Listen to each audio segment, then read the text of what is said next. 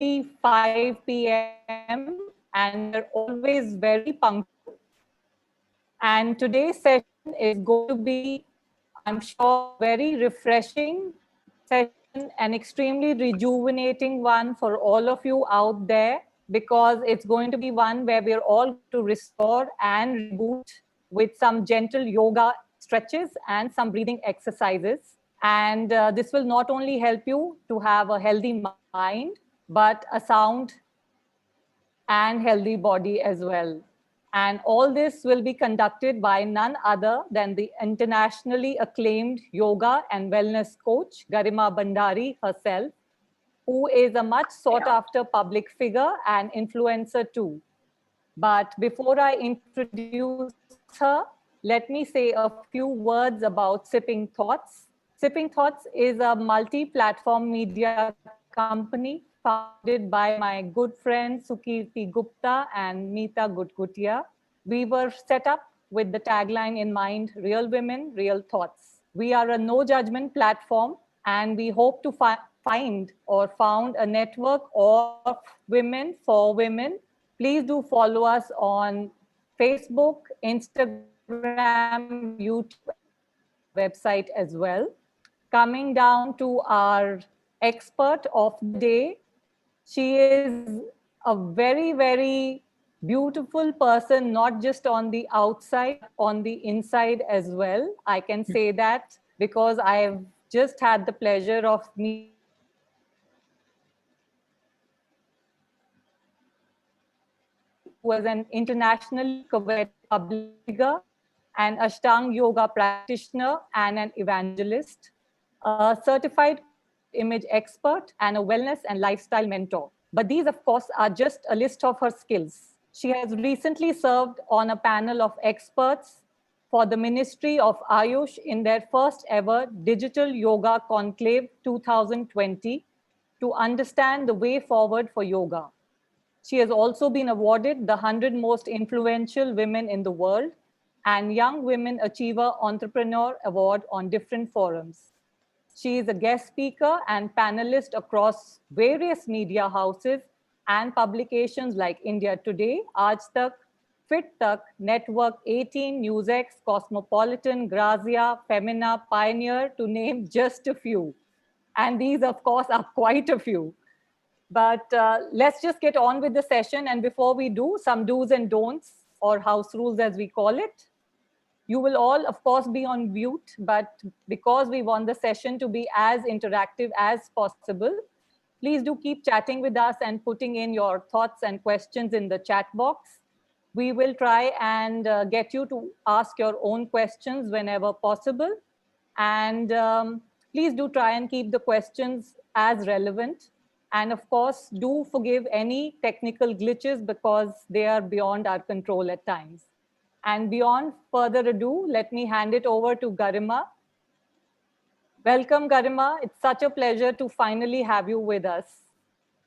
Thank you so much, Tina, for having me. Thank you, Sipping Thoughts. And thank you, Tina, for wonderful introduction extended by you. Thank you. So I have been actually waiting to host you for a very long time now. And like I said, I recently had the pleasure of, being friends with you. You're a fellow image consultant. We share that bond. My first question to you, of course, being that, you're a wellness coach and a yoga person, a green life evangelist.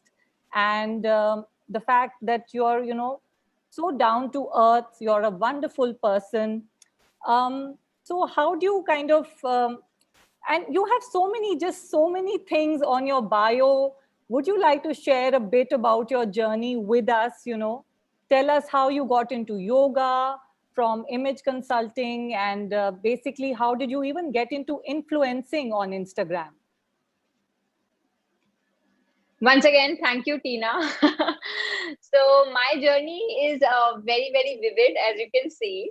So it all began when I was, I found myself in a space which was, very, very low self-esteem about myself. And I was going through a severe postpartum depression. also, but my rendezvous with yoga began much before. So as you can see, my before and after. So I was suggested by a doctor that why don't you visit our in-house yoga center, because it would radically bring down your swelling, and I had too much swelling in my peripheries, and she said you might have a lot of complications during your childbirth. So it was merely to look at it on a physical plane, and when you're expecting, you want to do the best for your offspring. So that is what I did, and I went to the center, and I really started feeling good about myself. I felt more connected with my own self, with the fetus. Somehow it was a very different feeling. But then I got caught in the rigmarole. Immediately after my first pregnancy, I had a very bad miscarriage, and I was going through postpartum depression, and things were just not hunky dory in my personal end. So I lost a lot of self esteem about myself. But that was it. Then yoga stopped for a bit, and only when in 2013, when I shifted my base here back in Delhi, I was in south of India, is when I was pursuing my image course also at ICPI. I was always trying to change my external paraphernalia. And even in, this image profession of mine, the impression management, I realized that, a lot of, even though inside and out is connected, but a lot of stress everywhere I went, everywhere I conducted the trainings, more of the focus and emphasis was on the exterior self. And somehow the innate happiness that we are yearning for, that we're seeking for, we're always trying to find it outside. If I change my city, maybe I'll be happy. If I change my job, maybe I'll be happy. It's like grass is greener on the other side always. So somehow they say that you don't pick yoga, yoga picks you up. So one fine day, I was just rolled out my mat and I was self practicing. And that's when I came back to this practice and never gave up. And I wanted to get more in depth knowledge on the subject, get more insights, go to an expert, go to my Guruji in Mysore. I read about it. I did, whatever it takes to amp up your skill set in yoga. So I did all that, and so how social media happened then. So I was just doing random yoga photography, yoga pictures. And before that, I was a complete social media pariah. Yes, I had no Facebook account, no Instagram account. I didn't know how it works, nothing at all. So I just started to post my yoga pictures. I started with all these social media just for personal, how you want to save memories. Okay, that's how maybe when I'm 50 I would want to see that that's how I looked while doing yoga. It started from there, and one fine day Times of India team contacted me for the first time that we want to do a feature on fit mom category, and we would like to do some videos with you, and you don't need to come over, our team will come over to your place and shoot. So I was like, how did you find about me? They said that, we went through your social media and that's where we picked you. So I was very ecstatic that, wow, this kind of a reception, and, from Times of India. And then there was no looking back. I met the team. The health and wellness team got me in touch. I think this is getting too extended, but let me just sum it up. So that's how it started. So like natural progression for me was from the image to yoga to social media, and then now it's like gamut of all these things together, just to bring whatever skills I have to the people through social media. That's wonderful, and quite a journey you've had, Garima. Yeah. Beautiful. So you do mention that you are, a green life evangelist, and I haven't heard of that term before. Would you like to tell our audience what that means? Yes, being in the fitness industry, most often I get asked by a lot of people who DM me and message me, and so many of my clients and students, that, what is it that you eat? We would like to know your whole day diet, and, like how can, being a vegetarian, how can we be, more fitter, and stuff related to nutrition and diet. Though I'm not an expert in that, but from my experience, out of all the years through my fitness journey, I have come to a realization that this is the only way to be, because green life means like having a more sustainable life out of the resources which which are not out of your um, what do you say, like resources that are available to you easily. So you incorporate those habits in your house, you teach the same to your kids, and you're trying to really rescue the planet. So having more empathy towards the resources, natural resources, also not just to the natural resources, but also to the animals, also to the other species who cohabitat with you in this planet. So this is my initiative as a green life person, to tell people to adopt in some way a more sustainable and minimalistic life. I think wonderful, Garima. And if the COVID situation has taught us anything, it's that everybody Definitely. needs to do their own little bit. Okay. And now, before we begin, my last question to you is, considering that you're doing so many multiple things, and I do know that you're a single mom to these two beautiful, wonderful kids, how do you manage all this, that you do, being a single mother? And do you feel somewhere that you have to struggle so much more to make your mark as this, woman who has achieved so much in her life?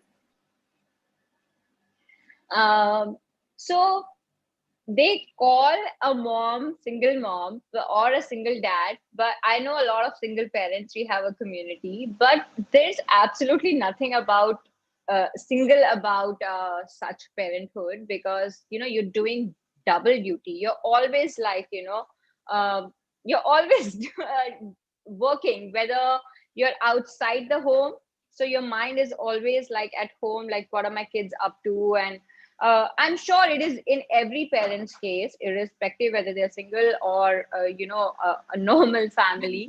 But in the case of a single parent, it's much more, because you somewhere down the line there is a guilt factor that draws you over. I could have been there for the sports day, but I have this assignment. There's so many times you have to let go of very lucrative assignments in your career, which are outstation, because you don't have a support system at home.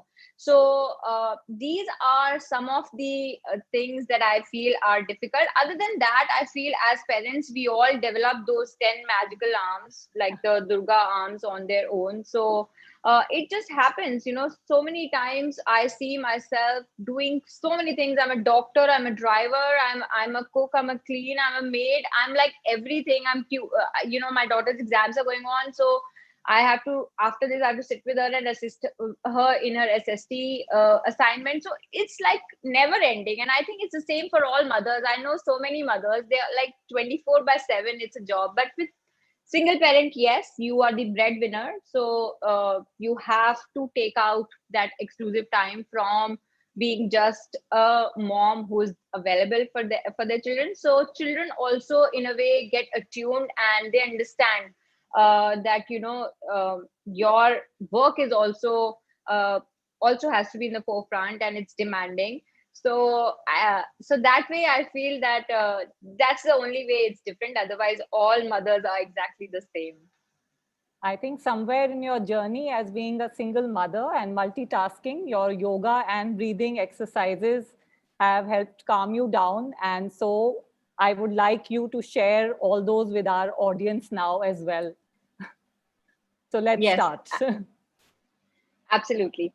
Okay, so today's session is going to be a very gentle session. I'm keeping in mind that anybody who is come to the mat today is Garima, can perhaps for I the first interrupt time. 1 second? Yes. For those Yes. of our audience who don't have their yoga mats and their towels and water bottles, please keep them handy so that, you're not running off before Garima starts. Let's just give them half a minute to get everything that they need. Absolutely.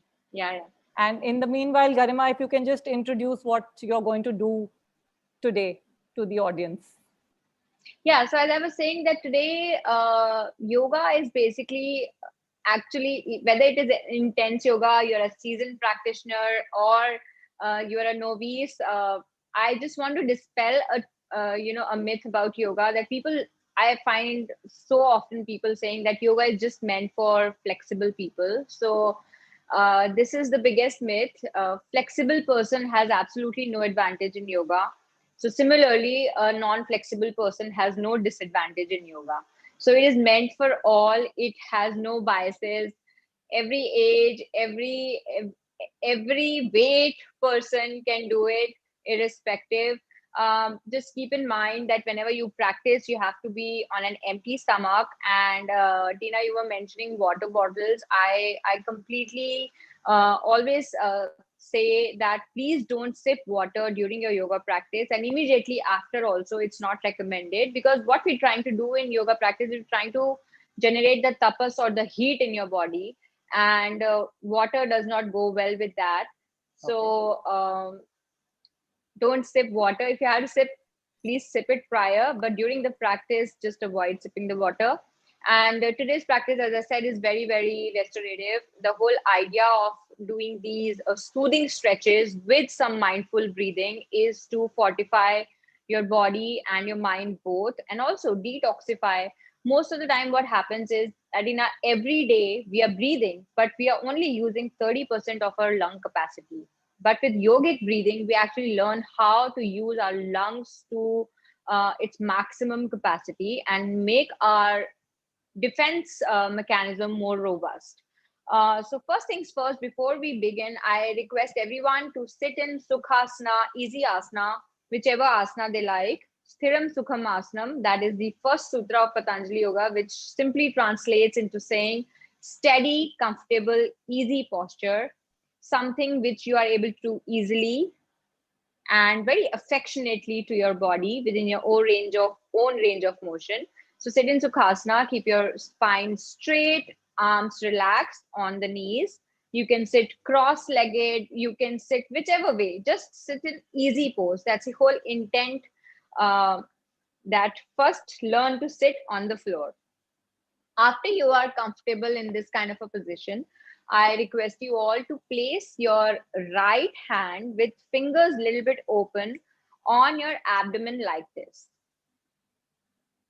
And all the time that the most important vital element of yoga practice is your breathing, as I was saying. So breathing is the most portable form of yoga, even though people say yoga asana you can do anytime, anywhere. But breathing is something that you take even when you're driving, even when you're working, office, outside. So keep in tune with your breath. Your breath has to be very, very deep, diaphragmatic, rhythmic, and equanimous. And how we do it, I'm going to teach you. So in yoga, we practice something called Ujjayi breathing, which is the ocean breath. Ujjayi translates into victory or victorious breath, where you're trying to have victory over your breath. With that, what happens is you're coming back to the present moment, away from the worries of the future or the pains you must have encountered in your past. So coming to the present moment, we have to get in tune, in sync with our own breath. And in yoga, we practice only nasal breathing. So mouth has to be shut all the times. First, please observe how I breathe, and then you follow suit. So placing my hand on the abdomen like this, imagining my this area as a balloon. So when you fill in air, it's going to inflate. And when you take out air, it's going to deflate. So simple mechanism here is that of a balloon. So here, we're going to take the energy from the pelvic floor, take the deep inhalation from your nose, and you have to make a sound when you take this oceanic breath, the sound of the ocean, the waves. So please observe. Your drishti can be on tip of the nose. Expand the lungs, expand the diaphragm, feel the breath, the influx of oxygen reaching all the parts of your vertebra, spinal column, and coming all the way to your diaphragm. And you feel the expansion of the chest, and then you exhale from the nose again.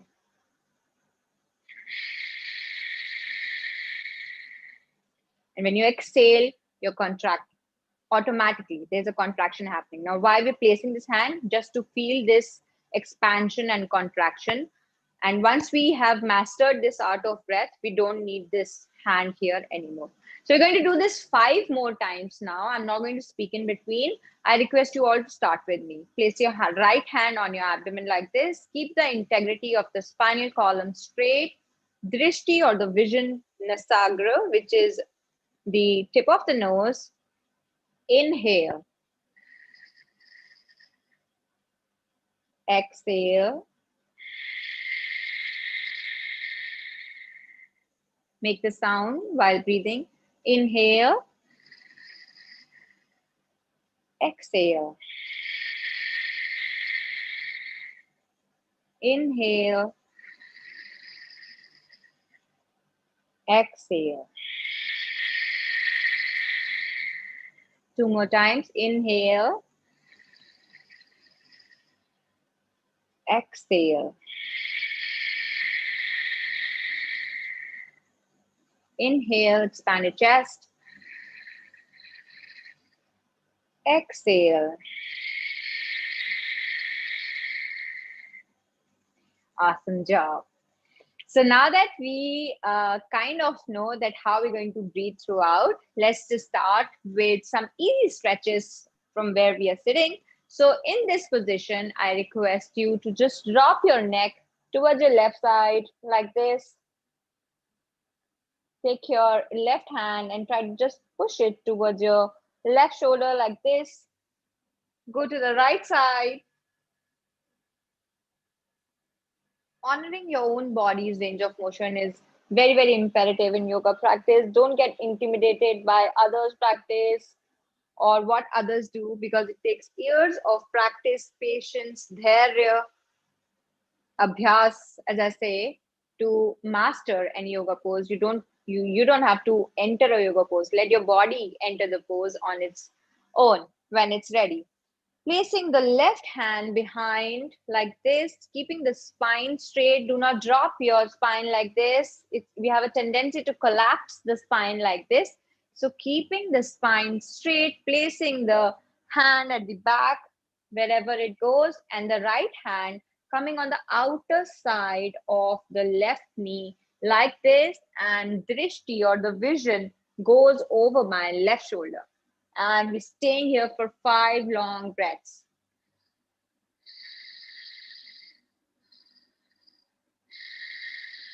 Remember nasal breathing, rhythmic breathing. 3, 4, 5. Awesome. Let's do this on the other side. The kind of twists, binds, and compressions we practice in yoga open up your entire digestive peristalsis, which is your digestive process. So in Ayurveda, they say that 80 to 85% of your health is actually dependent on not what you eat, but how you digest it. So here we're trying to fortify the digestive glands like liver, kidneys, spleen, trying to squeeze out all the toxins from them. So when we introduce this kind of a spinal twist, that happens actively. Great.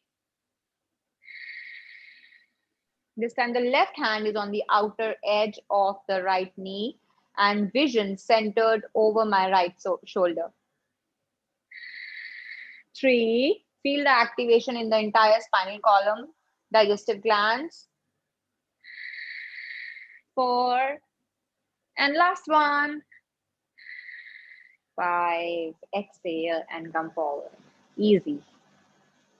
As I said, Sthiram Sukhamasnam, so we're not going to push ourselves. Very easy posture, placing the right hand towards the right side and just going to stretch the entire left side of my body by taking the hand over and above my left ear like this and going as much as you're able to comfortably, and staying here for 1 or 2 breaths.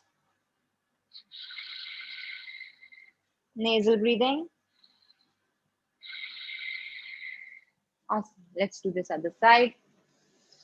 Inhale, take the hand, exhale, drop it, and stay for 2 breaths.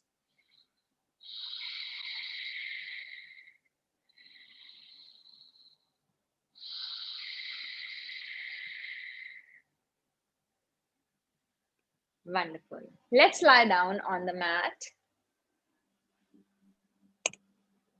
And from here, just melt down towards the floor first.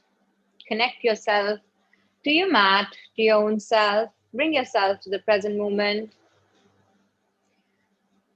And now at this time, we're trying to practice Pavan Mukta Asana, which is again a wonderful posture for any of your digestive related disorders. If you have constipation, irritable bowel syndrome, you have a lot of gastro issues, anything that is pertaining to your stomach, this is a wonderful posture to practice every day. So also, if you encounter a lot of back pain or discomfort in your back, so this is one magical posture that takes care of that also. So let's start with the Ardha. So half one is this, where you just bring your knee towards your chest and pointing your toes out like this. Now go as close to your chest as you can by creating this resistance here with your hands, trying to pull it towards your chest closer, and then lifting yourself and bringing your forehead towards the knee like this. Now feel this compression in your abdominals. As I was referring to digestive Agni, so this is where we're trying to activate the digestive Agni to detoxify our body and squeeze out the toxins like this. Ignite the blood circulation so that the blood reaches all the body parts fluidly, and trying to take out the lymph drainage from the tissues, pointing the toes out. If you're here, it's fine. If your leg is reaching here, it's fine. If you're not able to come up, it's fine. Honor your body, respect your body's range of motion, and just go wherever you are able to go comfortably. No need to push, no need to pull.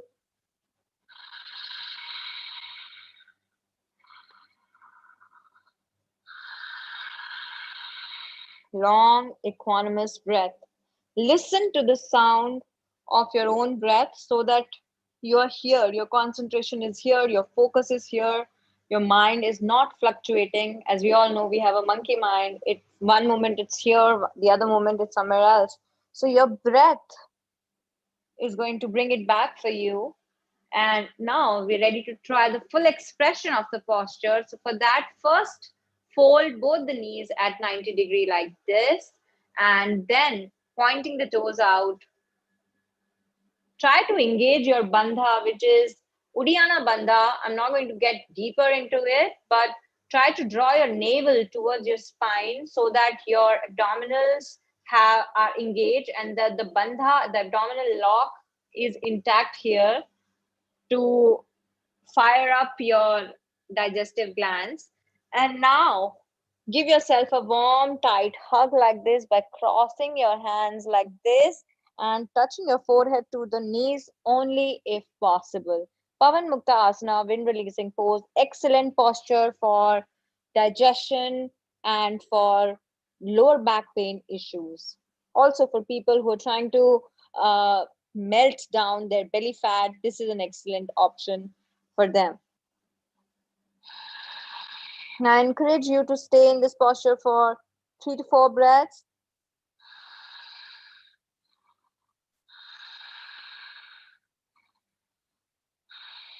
Slowly release and let go.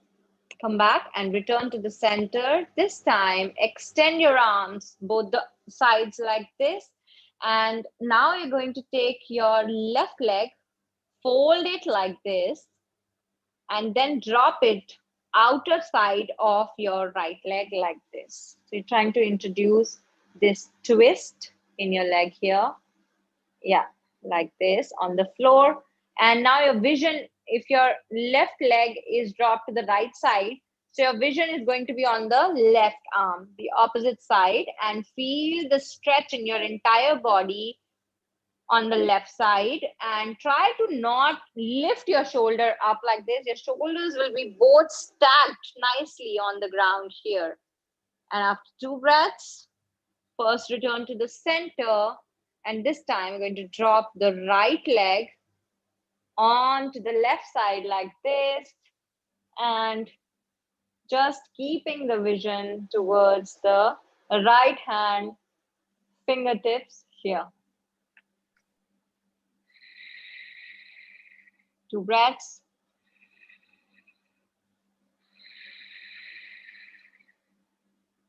Awesome job. Notice how your body responds and feels to this affectionate movement that you're introducing.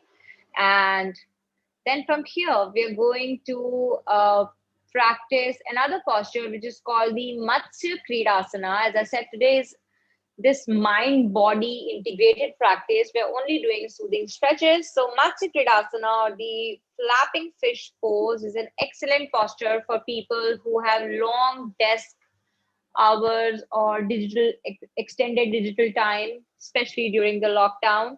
So for this posture, you have to just uh, turn yourself back like this, and then place your hands on the side like this, and interlace your fingers here and place your right cheek on the hands, and your left leg opens up towards the left side. And there is a lot happening in this posture than meets the eye, because it's encouraging your shoulders to open, your abdominals are getting squeezed, it's a mild hip opener, so you can see the extension. There's a rotation in the knee, so a lot of rotations are happening, and yet at the same time it's very, very calm for the nervous system. So it releases happy hormones and also restorative for your back. So a lot of benefits packed into this posture. After 2 breaths, let's move on to the other side. This time you have to interlace your fingers on the other side like this, and open up your right knee like this.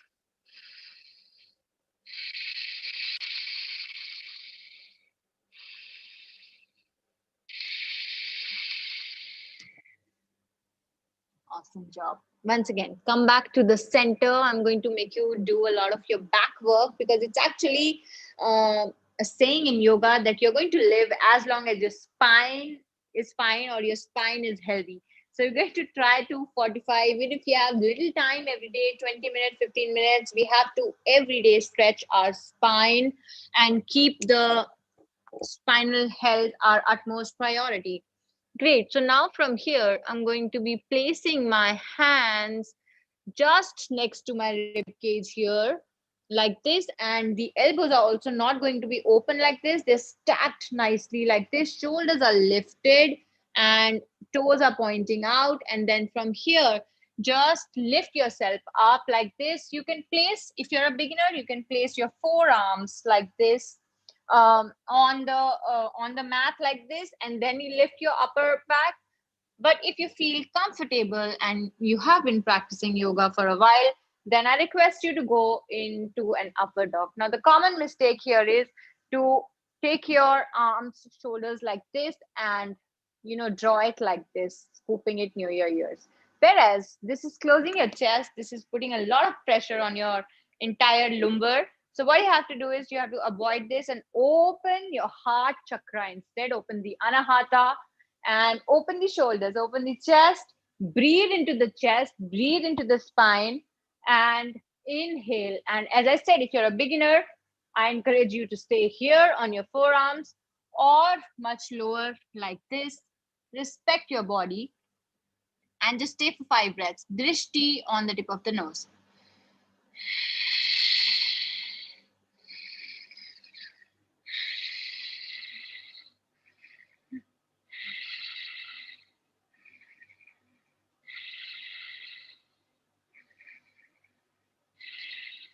Awesome.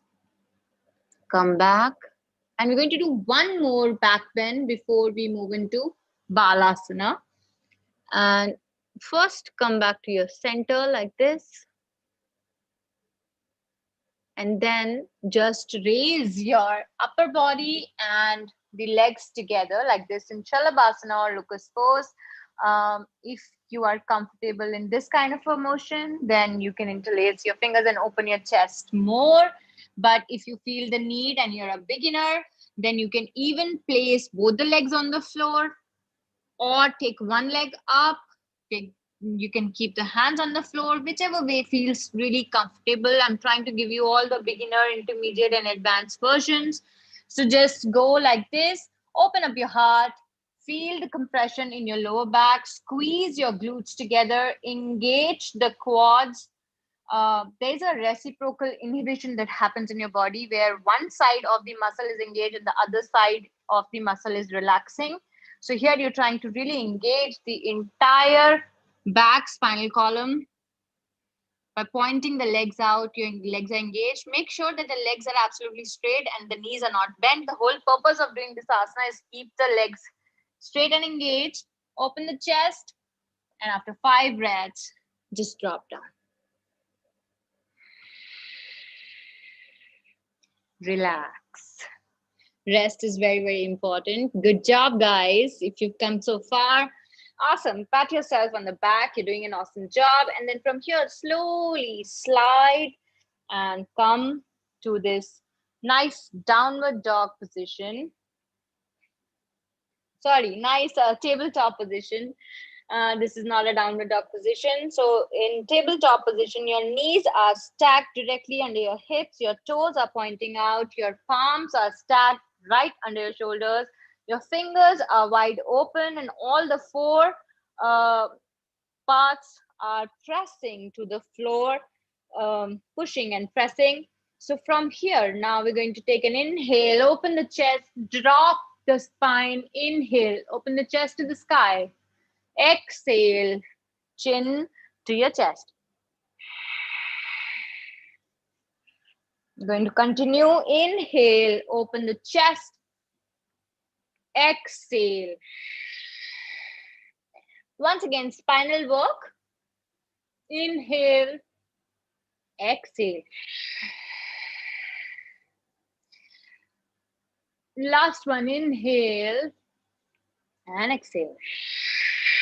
Rounding your spine, cat cow, Majari Asana. Excellent posture for any of your postural, correcting your postural deviations also while removing any of your back pains or aches. Let's open the hips, guys. From here, I encourage you to bring your right knee and place it like this in between your arms. Once again, right knee folded like this, toe pointing out and placing it here between the hands. You can take the assist and walking this leg back like this, the other leg. Now don't drop your body weight like this. The hip has to be centered back to the ground so that your spine is straight, because if you drop it, then you're putting a lot of compression on your spine. And the whole idea of this posture is to keep your spine erect while opening. There's an external rotation on the hip that is happening here. Now, if you're a beginner, please take cushion underneath, take a block. You can just take the assist of anything under your hips to support if this much opening feels a lot of range of motion for you. And just stay here. We're not going to go forward, staying here for 5 breaths. Or let's stay for 2 breaths.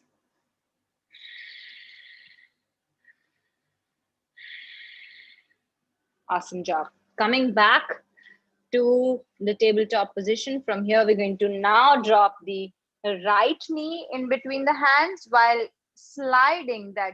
You see how I walk back with the help slowly of the right foot like this, placing both the hips on the floor, not dropping the spine, keeping the spine straight and staying for 2 breaths.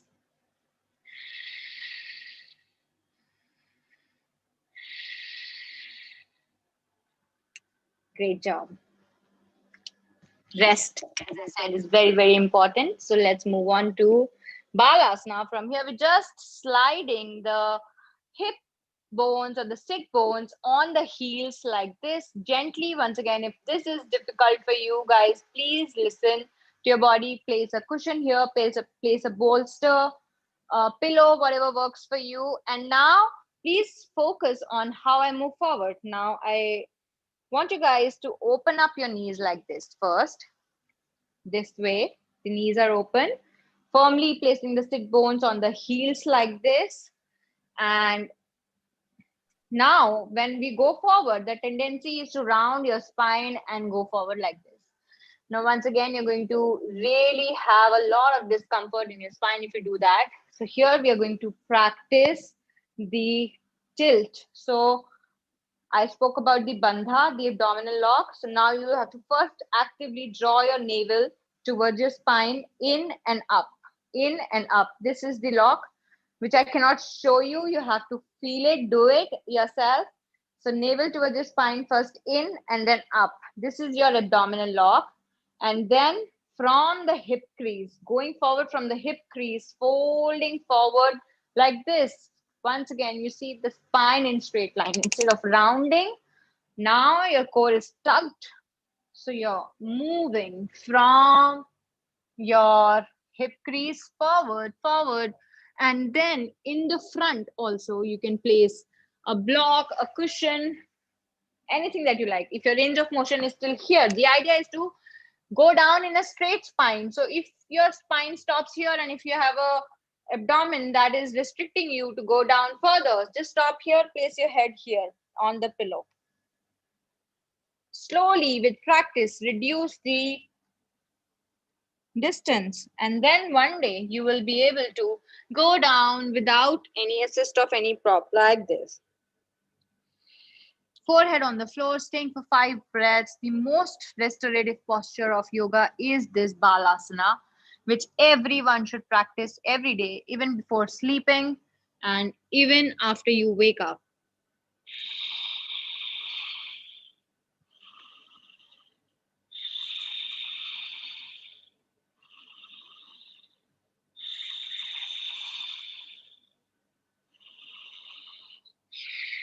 Slowly walk back your hands first. Once again, coming back also is in the same position where you have to come back with your spinal column straight like this. This is the beauty of yoga practice, that it is that magic potion, your own healing balm, which comes in as a coping mechanism. And now even mental health cases, which are now escalating globally. So we can see that the mental health professionals have also advocated that yoga can independently mediate the psychosocial effects of all the stresses that are happening around us right now. So it has been beautifully applied, modified globally by people in their own way, because this is one practice which does not require any fancy equipment, space, tools. All it needs is your intention. And this practice, guys, is really, really hugely transformative. You can just take out 5 to 10 minutes every day for your own self, for your own health, and you will start seeing that how enriching this practice is when you feel yourself physically. Definitely physically, what happens on a physical plane is just a mere byproduct, I would say, but you will feel yourself emotionally more supported, and very, very liberated and emancipated holistically. So you will start noticing the changes, and you will learn that I am enough, and whatever I am seeking lies within me. The answers all lie within me. So that is what they say, that when you're trying to they say that who is an enlightened person. There's a saying, there's a Zen saying that says that before enlightenment, cut wood and chop wood and drink water. After enlightenment, chop wood and cut water. So where's the difference? So the difference is not for the people to see, for the world to see. It's the difference is not visible to the world, but you are able to see that difference. That is the true enlightenment, where you're still doing the same chores. You're still doing the 9 to 5. You're still doing your homework, your errands, your chores. But before enlightenment, you were doing them as a burden, as a force. But after enlightenment, you're able to do them delightfully, beautifully, as a duty, as part of your life. and tweaking time also for your own self. So this was just a small session today, and if anybody wants to ask any questions, you're more than welcome. And anybody who wants to rest can just lie down in Shavasana and have a nice connect with their own self after this beautiful practice that we did today. Over to you, Tina.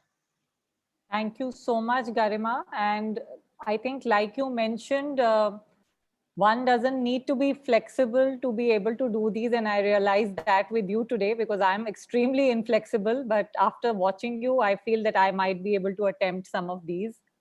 And I'm glad that you showed that yoga block, because a lot of us don't realize that these things are available to help us, Right. with all these asanas. So, okay, I'm going to open it to the audience and their questions now. And let Yes. me start with Anusuya Rao and her question. Is she there? Hi, Tina. Hi. Nice seeing you Hi. after a long time. How are you? I'm fine, thanks. It was a very nice session, and I just had a question. Like we did this relaxation asanas, which were awesome.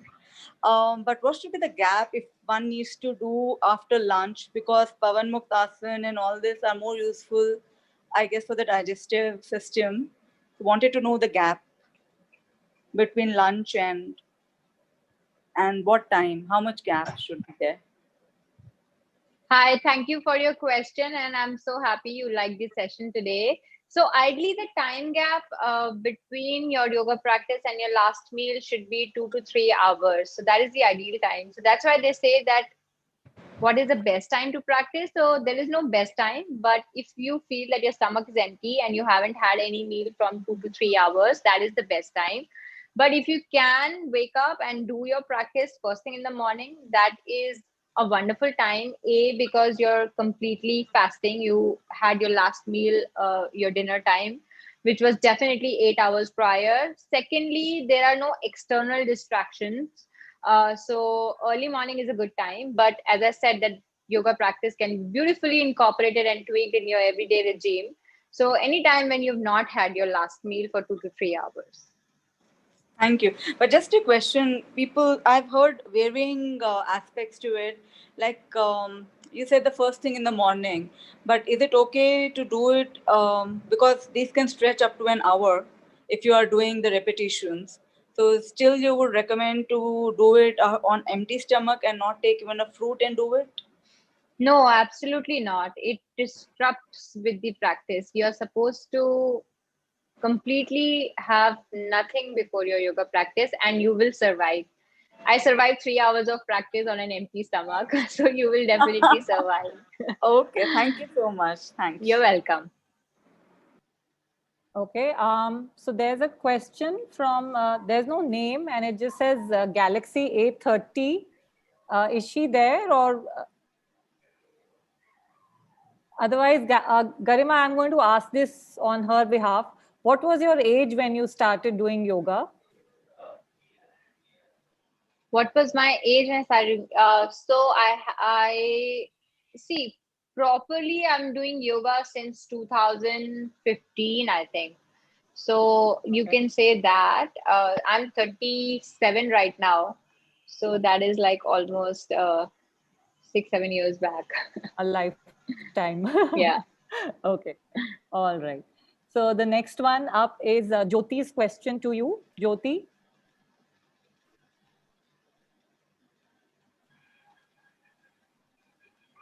Jyoti, are you there? Okay, so let me ask on her behalf as well. Jyoti was wanting to know if you could tell us the names of the asanas you did today for Yeah, us. sorry, Tina, I was on Yeah, yeah. network issue. Come, Jyoti, welcome. Ask your question. Yeah, like what are the yoga poses that we can do after menopause? Because weight keeps on increasing, right? Thank you, Jyoti, for asking your question. So there are no specific poses as such because all the poses in yoga practice focus on opening up most of your body parts and massaging your internal glands also.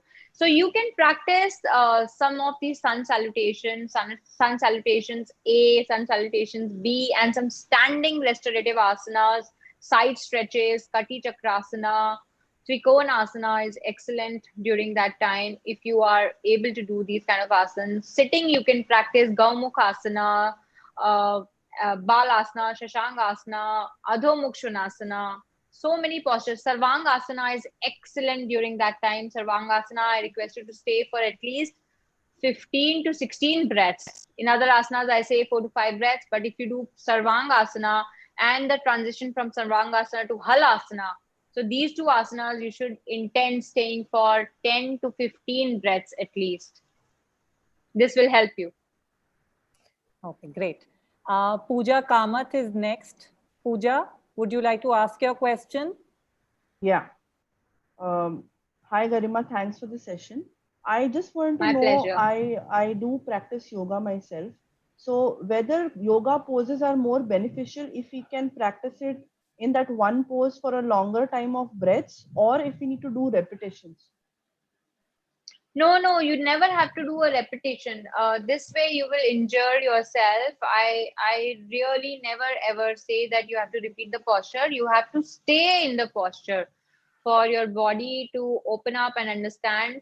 So at least minimum of 5 breaths, you have to stay in one posture and never repeat.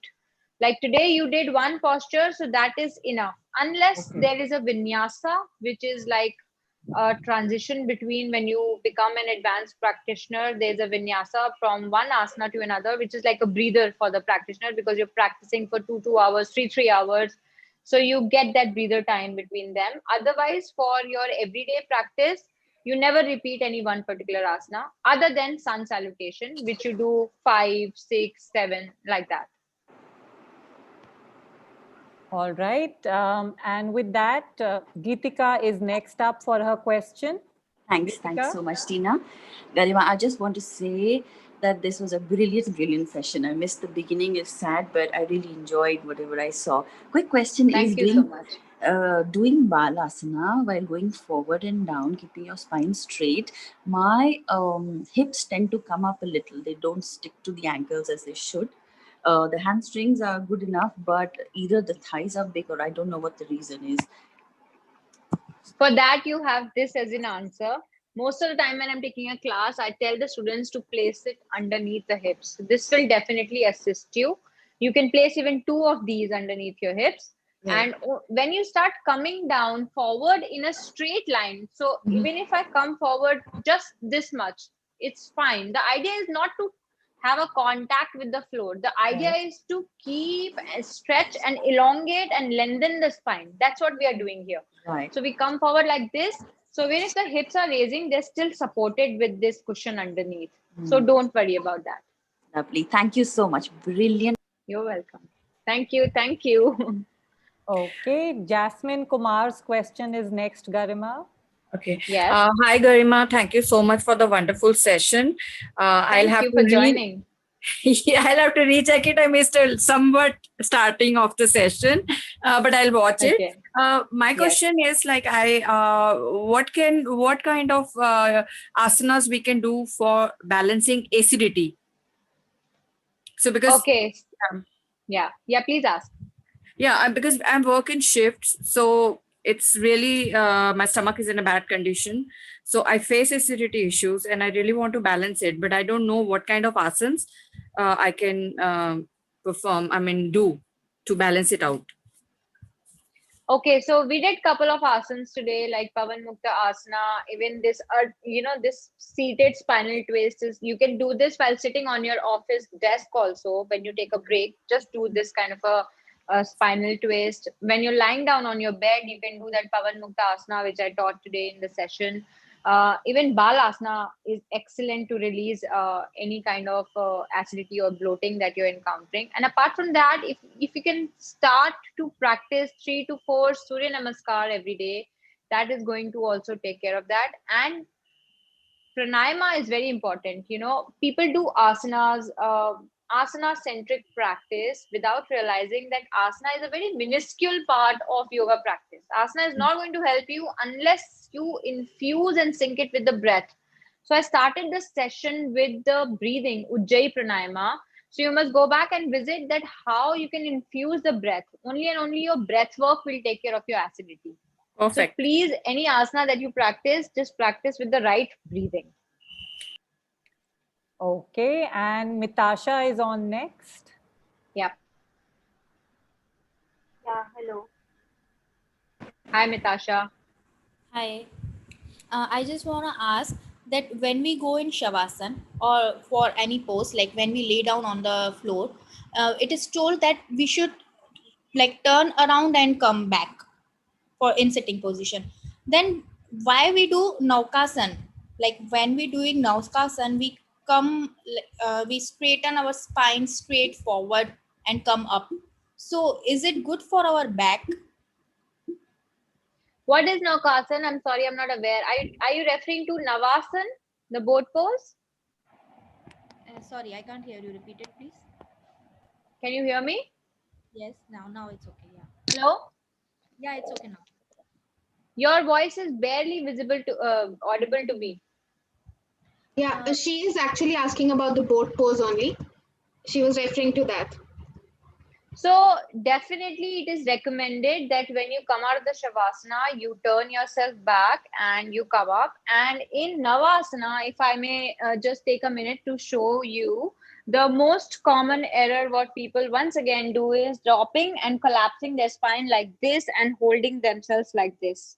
So this is in itself a wrong way to practice this asana. You have to lift yourself up, and this is like a tripod you're making from your body. So you're actually balancing your entire body weight with the help of your core strength and your spinal strength. And the intent here again is to fortify your spine by stretching it using your core strength. So balancing your weight on Nokasana like this, people try to drop their tend to drop their spine. So this is incorrect. So if you come up from here, it will definitely be bad for you. So learn the posture. The posture is very important. Even if you keep your knees folded, it's fine. But the intent of the posture is to keep your chest lifted here like this. The chest is lifted, the body is balanced on this tripod, and you're here. Do not go like this. And you come up straight like this. So you're not lying down in Nokasana. Hope that answers your question. Yes, I'm sure it does, Garima. Okay, now people are so happy with the session, Garima. They're wanting to know if you teach somewhere, maybe online, maybe elsewhere, if you could just share details with us and we could put it on our session somewhere. And with that, because we're coming towards the end of the show, if you could answer 2 questions simultaneously with me, the one that I just asked you, and the one being that, you know, considering the fact that you're such a huge public figure and an influencer, if there are any last words that you would like to share, you know, with our audience as a, you know, closing words. Okay, so to answer your first question about the practice, as of now, because of the time constraints and my prior commitments professionally and personally, I'm not taking one-on-one individual sessions. They are kept on hold. But if you want to see any of my videos, you can check my YouTube channel. It's called Garima Bhandari.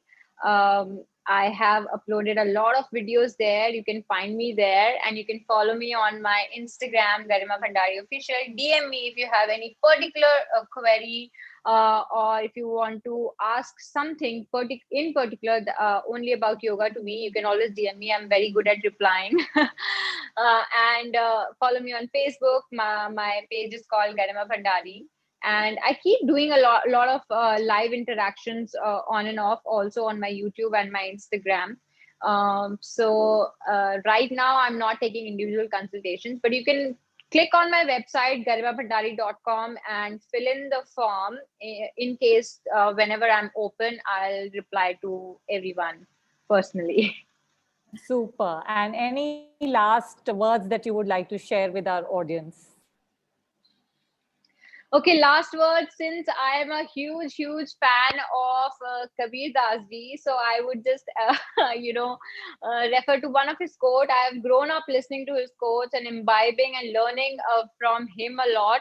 So I would say that Nindak niyare rakhiye, angan kuti chhawaye, bin pani sabun male, nirmal kare subhaye.